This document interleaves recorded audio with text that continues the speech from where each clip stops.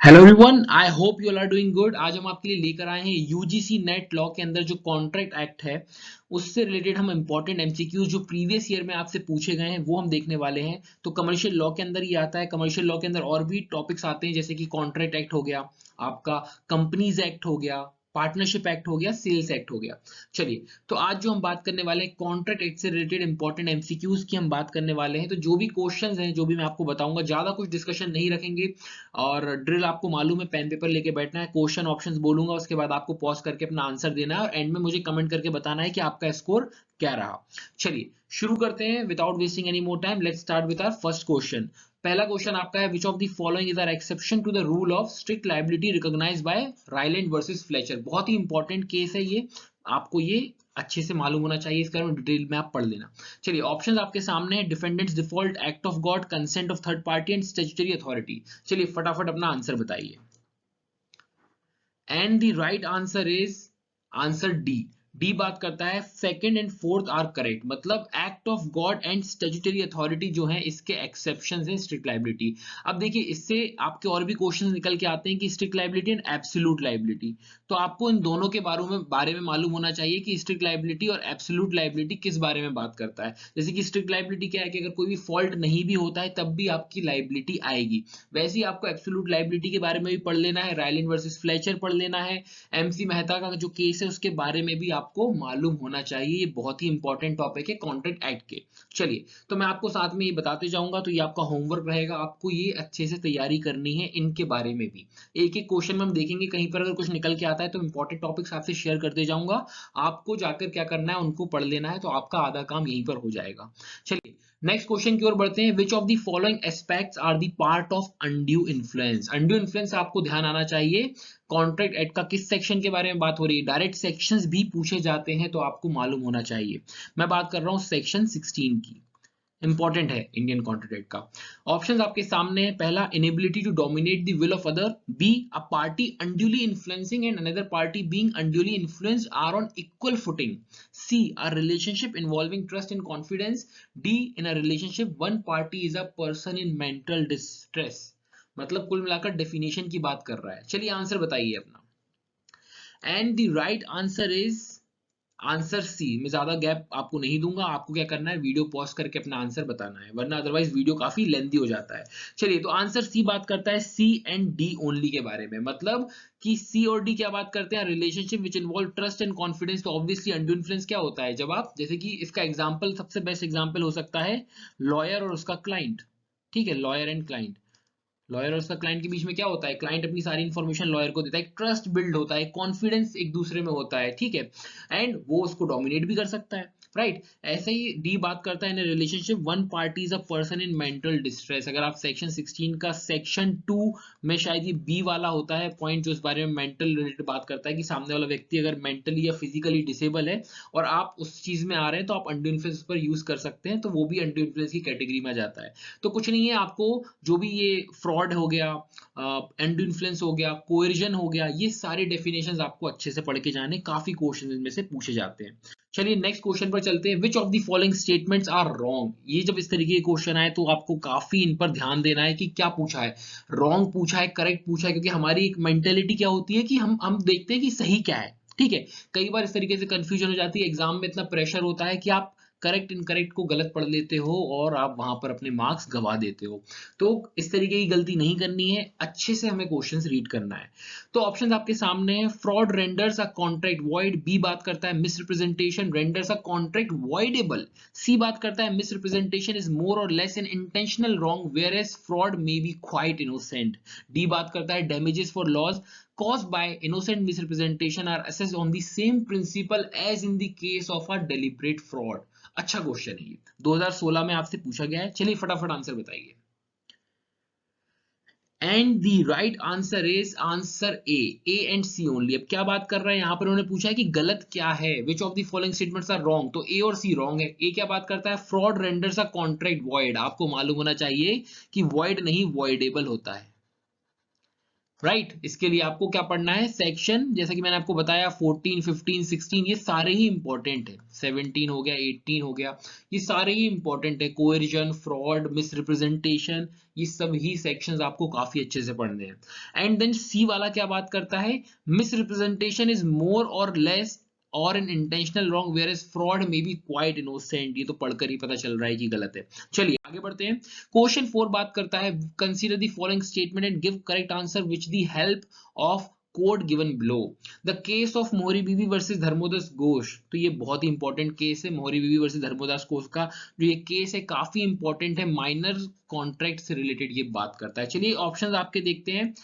Has laid down that a minor contract becomes valid when he attains majority. B is the decision of the Supreme Court of India regarding minors contract. C is the decision of Privy Council regarding voidness of minors contract. And D has laid down that the contract without consideration is void. चलिए फटाफट answer बताइए इसका। And the right answer is answer C, मतलब C is correct, बाकी के तीनों गलत है, तो सी सिर्फ सही है, बाकी के तीनों जो हैं आपके ये गलत है।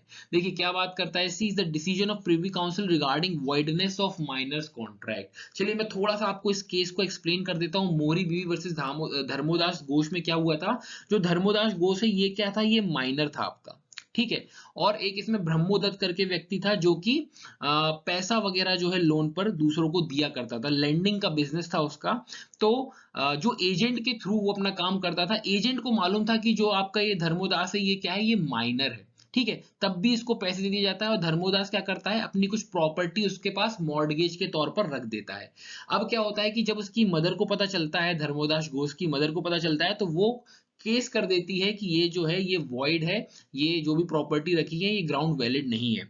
तो यहाँ पर जो आपका ब्रह्मोदत्त जो डिफेंडेंट है ब्रह्मोदत्त, वो बोलता है काफी कुछ कंटेंशंस, काफी कुछ क्वेश्चंस रेज करता है कि पहली बात तो इसे रेस्टिट्यूशन लगा देना चाहिए इस पर, ठीक है।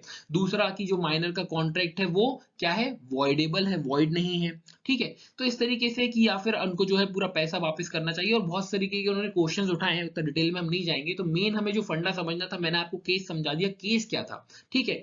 तो इस चीज पर केस चला था और केस में ये निकल कर आया, जो प्रिवी काउंसिल है उसने एंड में जो डिसीजन दिया वो ये दिया कि माइनर से कॉन्ट्रैक्ट जो है वो वॉइड एब इनिशियो है, मतलब शुरुआत से शून्य है।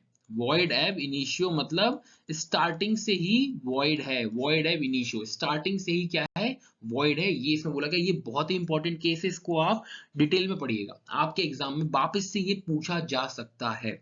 चलिए नेक्स्ट क्वेश्चन पर पढ़ते हैं। क्वेश्चन नंबर 5 बात करता है असर्शन रीजन के, काफी क्वेश्चंस देखने को मिलते हैं, 2018 जून में आपसे पूछा गया है असर्शन रीजन एंड एक जो होता है ना लिस्ट 1 लिस्ट 2 करके केसेस दे दिए जाते हैं और केसेस के अंदर क्या बोला गया है वो दे दिए जाते हैं। इस तरीके के क्वेश्चन आपके एग्जाम में काफी देखने को मिलते हैं, तो इनको अच्छे से पढ़ के जाइएगा। चलिए असर्शन रीजन पढ़ लेते हैं। असर्शन बोलता है acceptance is to offer what a lighted match to a train of gunpowder, ठीक है। रीजन बात करता है acceptance cannot be separated from offer, मतलब ऑफर से सेपरेट नहीं किया जा सकता एक्सेप्टेंस को, ये ऐसा रीजन दे रहा है, ठीक है। और देन आपके ऑप्शन आपके सामने, फटाफट से आंसर करिए चलिए।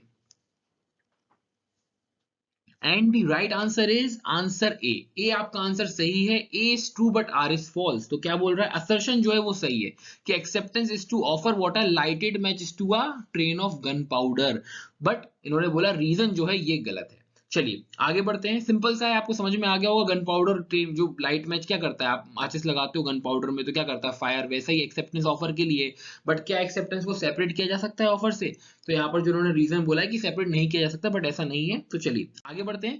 क्वेश्चन 6 बात करता है the defence of non est factum is available to contracting party who has committed mistake as to the, क्या मिस्टेक की होगी कॉन्ट्रैक्ट पार्टी ने, तो जो डिफेंस है नॉन एस फैक्टम का वो उसको मिल जाएगा। ऑप्शन सामने है, identity of the other contracting party, B nature of contract, C quality of the subject matter of the contract, D quality of the promise made by other party. अगर इसमें आपको non est फैक्टम का मतलब नहीं मालूम है तो आप सॉल्व कर ही नहीं पाओगे। चलिए फटाफट से आंसर करिए इसका। And the right answer is answer B. Answer B है नेचर ऑफ कॉन्ट्रैक्ट। मतलब नेचर ऑफ कॉन्ट्रैक्ट की यहाँ पर अगर उन्होंने क्या किया है, कुछ मिस्टेक हुई है उससे रिलेटेड, तो जो कॉन्ट्रैक्टिंग पार्टी है उसको डिफेंस मिल जाएगा नॉन एस फैक्टम, जो कि क्या बोलता है, आप plead that a written agreement is invalid, क्योंकि डिफेंडेंट जो है उससे मिस्टेक हो गई अबाउट इट्स कैरेक्टर जब वो साइन कर रहा था। तो उसको नेचर ऑफ कॉन्ट्रैक्ट वगैरह अगर इससे रिलेटेड मिस्टेक है तो कॉन्ट्रैक्टिंग पार्टी को ये डिफेंस अवेलेबल हो जाएगा। काफी इंपॉर्टेंट और बहुत ही अच्छा क्वेश्चन है। चलिए question number 7, under the Indian contract act 1872 which one of the following does not fall in the meaning of fraud. अगर आपको सेक्शन 17 अच्छे से याद है तो आपसे ये क्वेश्चन बन जाना चाहिए। फटाफट से आंसर बताइए। ऑप्शन आपके सामने है। A active concealment of fact, B suggestion as a fact of that which is not true by one who does not believe it to be true, C positive assertion of unwarranted statements, D a promise made without any intention of performing it. चलिए answer बताइए फटाफट से। And the right answer is answer C. C बात करता है positive assertion of unwarranted statement जो है ये फॉल नहीं करता। अच्छे से पढ़िएगा क्वेश्चन को। ऐसा नहीं पूछा है कि क्या आता है क्या नहीं आता है फ्रॉड की डेफिनेशन में। तो अगर आपने डेफिनेशन अच्छे से पढ़ी होगी तो आपको मालूम होगा। आंसर सी है। आगे बढ़ते हैं। क्वेश्चन 8 बात करता है लिस्ट 1 लिस्ट 2। यहाँ पर इन्होंने दिया हुआ है विशिएटिंग एलिमेंट ऑफ कॉन्ट्रैक्ट दिए हुए हैं, साइड में इन्होंने लिस्ट 2 में रिलेवेंट केस लॉज दिए हुए हैं। तो इसका मैं आंसर आपको, आप फटाफट से इसको पॉज करके आंसर दे दो। मैं इसका आंसर बता देता हूँ, आगे बढ़ेंगे, ज्यादा टाइम वेस्ट यहाँ पर नहीं करेंगे। तो राइट आंसर जो है इसका वो है सी। सी बात करता है आपका ये, ठीक है। ए का थर्ड है, बी का 1 है, सी का 4th है और डी का सेकंड है।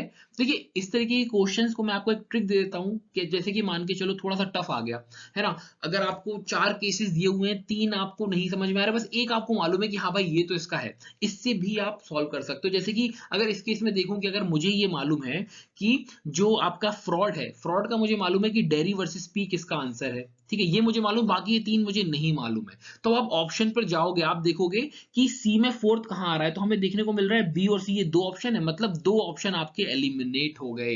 अब इसको कहते हैं कि थोड़ा सा पढ़ा लिखा तुक्का कहते हैं इसको, ठीक है। कि आप क्या कर रहे हो, अब आप थोड़ा सा एक जो आप गैस करने जा रहे हो ना, जो आप फ्लूक मारने जा रहे हो, वो एटलीस्ट थोड़ा सा आपको जानकारी है उसका, आपने यूज करके एलिमिनेशन मेथड का यूज करके आपने 2 ऑप्शंस एलिमिनेट कर दिए।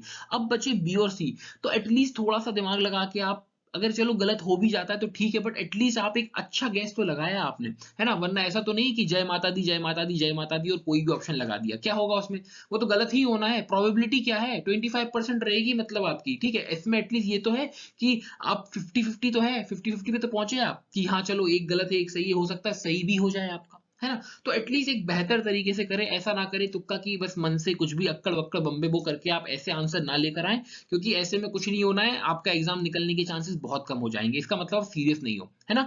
क्योंकि अगर इतना पढ़ा है तो थोड़ा बहुत तो ऐसा कोई क्वेश्चन तो नहीं होगा कि बिल्कुल भी आइडिया नहीं है, कुछ तो आइडिया होगा, एक आध केस कुछ तो आ रहा होगा आपको, तो उसको थोड़ा सा दिमाग लगाकर करें और इस तरीके से एमसीक्यू जो है आप कर सकते हैं। अगर आप चाहते हैं मैं ट्रिक्स बताऊं कि अगर आपको क्वेश्चन नहीं आता है तब भी कैसे करें, बहुत सारी ट्रिक्स हैं, बहुत सारी ट्रिक्स हैं, एलिमिनेशन मेथड और भी काफी मेथड्स है जिससे आप एक अच्छा तुक्का भी लगा सकते हो, मतलब उसका भी जो होता है ना एक पढ़ा लिखा तुक्का कहते हैं उसको, वो भी आप लगा सकते हो। चलिए यहाँ पर टाइम वेस्ट नहीं करते हैं, आगे बढ़ते हैं। Question number 9। Question number 9 assertion reason के बारे में बात करता है। असर्शन आपका बोलता है compensation is recoverable for any loss or damage which the parties knew at the time of contract as unlikely to result from the breach of contract. और वहीं पर रीजन क्या दे रहा है इसका, क्योंकि ये जो है रूल कहा गया है हेडले वर्सेस बैक्सेंडल केस में। चलिए ऑप्शन आपके सामने है, फटाफट से आंसर करिए। 2017 का आपका ये क्वेश्चन है, जून का। चलिए and the right answer is answer B. B बात करता है कि दोनों ही गलत हैं। ये इतना सिंपल क्वेश्चन था ना, बस यहाँ पर थोड़ा सा अगर आपने दिमाग लगाकर अच्छे से पढ़ लिया तो आपको समझ में आ जाता, आपने ये वर्ड मिस ना किया हो तो आपसे बन जाना चाहिए था, ठीक है। क्या बोल रहा है, compensation is recoverable for any loss or damage which the party knows, जब पार्टी जानती थी at the time of contract की वो अनलाइकली है, ब्रीच ऑफ कॉन्ट्रैक्ट से ऐसा होगा नहीं, ठीक है, तब भी उसको रिकवरेबल की बात की जा रही है। तो वहां पर ये जो है ये दोनों गलत हैं। आगे बढ़ते हैं। क्वेश्चन 10 बात करता है, ये भी एक असर्शन रीजन है, जैसा कि मैंने बताया काफी क्वेश्चन असर्शन रीजन से आते हैं रिलेटेड। चलिए ए बात करता है juvenile delinquent may have physical capacity to commit crime while he has no contractual capacity to do so. वैसे ही रीजन देता है कि सेक्शन 11 ऐसा बोलता है, a juvenile has no contractual capacity to commit crime. चलिए फटाफट से इसका आंसर बताइए। And the right answer is answer B, दोनों ही गलत हैं। वापस से पिछले में भी हमने देखा दोनों ही गलत थे, ये भी दोनों गलत है। इसमें समझाने ऐसा कुछ नहीं, बहुत ही सिंपल सी बात है, तो आपको समझ में आ गया होगा। सेक्शन 11 भी आपने रीड किया होगा। ठीक है, चलिए आगे बढ़ते हैं। क्वेश्चन 11 बात करता है consideration means are reasonable equivalent or other valuable benefit passed on by the transfer to the transfer. क्या हो रहा है? Consideration means reasonable equivalent or other value benefit pass हो रहा है ट्रांसफर से ट्रांसफरी को। सिमिलरली जैसे कि वर्ड जो कंसीडरेशन है ना, अगर ये इसमें एडिक्वेट जोड़ दिया जाए तो it makes the consideration stronger so as to make it sufficient valuable having regard to the fact circumstances and necessities of the case. ये किस केस में कहा गया? चलिए बताइए। यूजीसी नेट 2016 का आपसे क्वेश्चन है। ऑप्शंस आपके सामने है। Sonia Bhatia versus state of UP, LIC of India versus Pushpa, दिप्राची वर्सेस मजदूर यूनियन और ABC lemonade versus AP agency Salim. चलिए बताइए answer. And the right answer is answer A, Sonia Bhatia versus state of UP आपका आंसर है। तो इंपॉर्टेंट क्वेश्चंस है, ये सब आपको मालूम होने चाहिए। ऐसे ही क्वेश्चंस आपसे पूछे जाएंगे, हो सकता है कुछ रिपीट भी हो जाए। चलिए क्वेश्चन 12 बात करता है which of the following statement is right. An agreement not, ये तो बहुत ही सिंपल क्वेश्चन है। An agreement not to do an impossible act in itself is void. An agreement to do a possible act is void. C बात करता है an agreement to do an act impossible in itself is void. और D जो है काफी लंबा है, आप इसको रीड करें और फटाफट से आंसर बताएं। And the right answer is answer C. क्या बोल रहा है क्वेश्चन, कौन सा स्टेटमेंट सही है और आपको मालूम होगा। बहुत ही सिंपल सा है, an agreement to do an act impossible. कोई इम्पॉसिबल एक्ट का एग्रीमेंट करोगे तो भैया वो तो शुरू से ही, मतलब जो आपने एक्ट किया, आपने इस चीज में कॉन्ट्रैक्ट में आए, आपको पहले ही मालूम था या नहीं भी मालूम था बट इम्पॉसिबल है, वो वॉइड है, अपने आप में शून्य है शुरू से, from the beginning it is void. चलिए आपका क्वेश्चन 13 लिस्ट 1 लिस्ट 2 यहाँ पर दिया हुआ है। इन्होंने कुछ केसेस के नाम दिए हुए हैं सामने, इन्होंने कौन सा इसमें क्या अप्लाई हो रहा है, रिमोटनेस ऑफ डैमेज है क्या नहीं है, इसका मैं आपको आंसर बता देता हूँ। आप आराम से इसको पढ़कर इसको सॉल्व कर लीजिएगा। आप अगर पॉज करके इसको सॉल्व कर लें, मैं आपको आंसर देता हूँ। राइट आंसर जो है इसका वो है आंसर बी। बी क्या है? 2, 1, 3 एंड 4। तो इसको आप देख लीजिएगा। चलिए आगे बढ़ते हैं। क्वेश्चन 14 जो है लिस्ट 1 लिस्ट 2 फिर है यहाँ पर उन्होंने कुछ, ये बहुत ही सिंपल क्वेश्चन है, बढ़िया क्वेश्चन है। यहाँ पर डेफिनेशंस दी गई हैं, यहाँ पर नाम दे दिए गए हैं, यहाँ पर सेक्शन के नाम दे दिए गए कि ये सेक्शन है, कहाँ पर क्या चीज डिफाइन है। अगर कॉन्ट्रैक्ट का सेक्शन 2 आपने ढंग से पढ़ा होगा, जो कि बहुत ही इंपॉर्टेंट है, ठीक है, वो अच्छे से पढ़ के जाइएगा। सेक्शन 2 के अंदर जितनी भी डेफिनेशन है, बहुत ही कम डेफिनेशन है, 10-11 डेफिनेशन है आई गेस, तो उनको अच्छे से पढ़ लीजिएगा। चलिए फटाफट से ऑप्शन आपके सामने है। 2FEAC proposal, promisor, promisee, reciprocal promises, agreement. चलिए बताइए आंसर क्या है। And the right answer is answer C. Answer C बात करता है, ये कितना सिंपल है आपको कि 2F जो है वो रेसिप्रोकल प्रोमिसेस का है, 2E जो है आपका एग्रीमेंट से रिलेटेड बात करता है, देन जो 2A है वो प्रपोजल का है, और जो आपका एक और कौन सा बचा, 2C बचा ना, हाँ, तो ये प्रोमिसर प्रोमिसी का है। बहुत ही सिंपल है, इसको एक बार आप अच्छे से सेक्शन 2 को पढ़ लीजिएगा। चलिए आगे बढ़ते हैं। क्वेश्चन 15 बात करता है master ask his servant to sell his cycle to him at less than the market price. Market price से कम में मास्टर बोलता है सर्वेंट का कि तुम मुझे ये साइकिल बेच दो। ये कॉन्ट्रैक्ट अवॉइड किया जा सकता है सर्वेंट द्वारा, किस ग्राउंड पर? बहुत ही बेहतरीन क्वेश्चन है, यूजीसी ने दिसंबर 2018 में पूछा गया था। ऑप्शंस आपके सामने है, कोएर्जन, फ्रॉड, अंडर इन्फ्लुएंस, मिसरिप्रेजेंटेशन। बहुत ही सिंपल है ये क्वेश्चन, हम ऑलरेडी पीछे करके आए। फटाफट से आंसर बताइए। And the right answer is answer C, undue influence है ना। जैसे कि जब एक डोमिनेट होती है सामने वाले के पास, कि वो सामने वाले की विल को डोमिनेट कर सकता है। अब यहाँ पर सर्वेंट क्या है, फिड्यूशियरी रिलेशनशिप है कि भाई सर्वेंट है मास्टर है, तो सर्वेंट मास्टर जो है ऑब्वियसली सर्वेंट को वो कर सकता है ना, तो इसलिए यहाँ पर जो है अनड्यू इन्फ्लुएंस का लगाया जाएगा। चलिए क्वेश्चन 16 बात करता है नॉन एस्पेक्टम मीन्स। इस बारे में हम ऑलरेडी पीछे भी पढ़ के आए हैं। मीन्स अ डॉक्यूमेंट एग्जीक्यूटेड, बताइए, under coercion, in ignorance, outside India, under undue influence. बहुत ही सिंपल क्वेश्चन है, ये भी आपका 2018 दिसंबर में पूछा गया है। चलिए right answer is answer B, in ignorance. ठीक है, हमने भी नॉन एस्पेक्टम देखा था, अगर आपको याद नहीं आ रहा हो तो पीछे जाके आप देख लें, वो एक प्ली से रिलेटेड बात करता है, प्ली लगाई गई है। ठीक है, चलिए आगे बढ़ते हैं। क्वेश्चन 17 अगेन असर्शन रीजन पर है, जून 2017 का क्वेश्चन है। बात करता है an agreement made without consideration is void unless it is in writing and registered. Reason बात करता है सेक्शन 25(1) ऑफ इंडियन कॉन्ट्रैक्ट, ऐसा बोलता है। अब मुझे तो इसका आंसर अभी से समझ में आ गया, अगर आपने सेक्शन 25 पढ़ा है तो आपको पिक्चर क्लियर हो गई होगी। ऑप्शन आपके सामने, चलिए फटाफट आंसर बताइए। And the right answer is answer B. Both A and R are wrong. Section 25 आपको मालूम होगा, बात ही वो क्या करता है, विदाउट कंसिडरेशन, विदाउट कंसिडरेशन की बात करता है कि भैया विदाउट कंसिडरेशन वॉइड है, बट कुछ 3 केसेस बताए गए हैं कि इन केसेस में वॉइड नहीं होगा। तो यहाँ पर क्या था, N agreement made without consideration is void unless it is in writing in registered. ठीक है, और वहीं पर ये तो आप इसको सेक्शन 25 को अच्छे से पढ़ लीजिएगा तो आपको आइडिया लग जाएगा,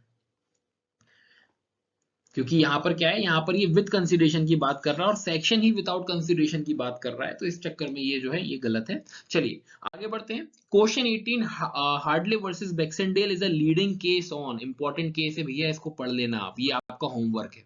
ठीक है, इसको आपको क्या करना है, सबसे पहले जैसे इस वीडियो को बंद करेंगे हार्डले वर्सेस बैक्सेंडेल के बारे में पढ़ेंगे, या फिर कमेंट करके बताइए कि सर इसके लिए एक वीडियो लेकर आइए, तो हम आपके लिए कॉन्ट्राडेक्ट के कुछ इंपॉर्टेंट जो केसेस है यूजीसी नेट के लिए, उसके लिए एक पर्टिकुलर वीडियो बना दी जाएगी। चलिए ऑप्शन आपके सामने, minor's agreement, anticipatory breach, breach of implied term, remoteness of damage. बहुत ही इंपॉर्टेंट केस लो है, कहीं ना कहीं आपने पढ़ा होगा, ये आंसर आपसे बनना चाहिए। And the right answer is answer D, remoteness of damages से रिलेटेड बात करता है। ठीक है, चलिए आगे बढ़ते हैं। Question 19, in which one of the following case doctrine of frustration कहां पर बताया गया है, कौन से केस में बताया गया, ऑप्शन आपके सामने है, फटाफट आंसर कीजिए। And the right answer is answer D, Taylor versus Caldwell में ये चीज बताई, मतलब doctrine of frustration laid down किया गया था। चलिए आगे बढ़ते हैं। देन एक और आपका जून 2017 का क्वेश्चन है, कौन सा स्टेटमेंट इनमें से करेक्ट है, ऑप्शन आपके सामने है। A person who wrongfully rescinds a contract is entitled to compensation. चलिए आप इसको रीड कर लिए पॉज करके, इसका आंसर बताइए फटाफट। And the right answer is answer C. अब देखिए बहुत ही सिंपल है, यहाँ पर करेक्ट की बात की जा रही, तो जैसे कि पहला आपका बोलता है, a person who wrongfully rescinds a contract, देखो रॉन्गफुली रिस्किंड कर रहा है कॉन्ट्रैक्ट, तो कैसे वो कंपनसेशन ले पाएगा। ठीक है, बी जो है बात कर रहा है राइटफुली रिस्किंड कर रहा है but not entitled to compensation, मतलब एक तो राइटफुली रिस्किंड कर रहा है, मतलब रिस्किंड मतलब क्या है यहाँ पर, रिवोक या कैंसिल, राइट। अब राइटफुली कर रहा है तो फिर तो कंपनसेशन मिलना चाहिए ना, हमें तो वैसे ही क्लियर हो गया। सी आपका इस बारे में बात करता है, पर्सन जो राइटफुली रिस्किंड कर रहा है कॉन्ट्रैक्ट, उसको मिलेगा कंपनसेशन फॉर एनी डैमेज जो उसको हुआ non fulfilment of the contract. मतलब यहाँ पर एक ऐसा है, कुछ एग्जांपल ले लो, कुछ कंडीशन थी कि इतने समय में आपको कॉन्ट्रैक्ट करना है, सामने वाले व्यक्ति ने इतने समय तक, अगर मान के चलो मैंने कॉटन का कुछ दिया उसको, उसने मुझ तक नहीं पहुंचाया, उससे मुझे बिजनेस में ऑलरेडी लॉस तो हो चुका है। ठीक है, तो अब मेरे पास अधिकार है कि मैं इस कॉन्ट्रैक्ट को रिवोक करता हूं और जो भी मुझे नुकसान हुआ उसकी भरपाई वो करेगा और मुझे कंपनसेशन मिलेगा। ये बात करता है आपका सेक्शन 20, इसलिए जो आंसर सी जो है आपका ये सही है। तो आई होप गाइज आपको मजा आया होगा क्वेश्चन सॉल्व करने में, काफी कुछ क्वेश्चन नहीं बने होंगे या बने भी होंगे आपसे, तो जो नहीं बने होंगे उनसे सीखना है, मैंने आपको बताया कहाँ से क्या पढ़ना है, वो सब आप थोड़ा सा अच्छे से कर लीजिएगा। थोड़ा सा क्या होगा, मजबूती आ जाएगी आपके एग्जाम में, और जैसा कि आपको मालूम होगा एग्जाम पोस्टपोन हो गया है आपका लॉ वालों का। ठीक है, और भी काफी जो भी एग्जाम्स है कुछ पोस्टपोन हुए हैं आपका, आई गेस 24 ऑफ अक्टूबर को अब आपका एग्जाम होगा, 14 अक्टूबर को एग्जाम होगा। तो all the best for your exams, और भी वीडियोस हम आपके लिए लेके आते रहेंगे, इंपॉर्टेंट जो भी टॉपिक्स हैं आपके लॉ के उनके ऊपर। तो अगर आपको वीडियो पसंद आया तो चैनल को सब्सक्राइब कर लें, कमेंट वगैरह करके बताएं, अगर कुछ एक पर्टिकुलर चीज पर आप वीडियोस चाहते हैं तो उस पर भी हम आपके लिए लेकर आएंगे। Thank you so much, till then bye bye, मिलते हैं नेक्स्ट वीडियो में।